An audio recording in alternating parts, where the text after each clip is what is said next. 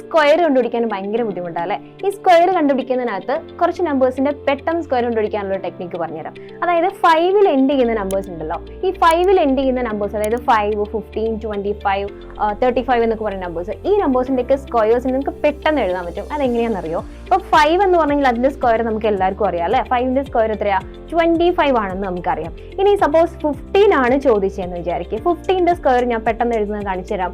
25 എന്ന് ആദ്യമേ എഴുതി വെക്കുക. കാരണം ലാസ്റ്റില് 5 ആയതുകൊണ്ട് ലാസ്റ്റ് വരെ 25 ആയിരിക്കും സ്ക്വയർ ചെയ്യുമ്പോൾ. സോ 25 അതുപോലെ എഴുതി വെക്കുക. ഇനി ഇവിടെ ആരോ വരാനുണ്ട്. ആ ആളെങ്ങനെ കണ്ടുപിടിക്കാന്നറിയോ? ഇവിടെ 1 അല്ലേ ഉള്ളത്? 1ന്റെ അടുത്ത നമ്പർ ഏതാ?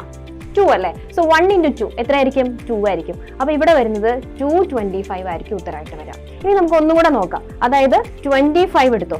25 ആണെന്നുണ്ടെങ്കിലോ അപ്പൊ എങ്ങനെയായിരിക്കും? ഇവിടെ 25 ആദ്യമേ എഴുതി വെക്കുക. എന്നിട്ട് 2 അല്ലേ? 2 into 3 എത്രയാ?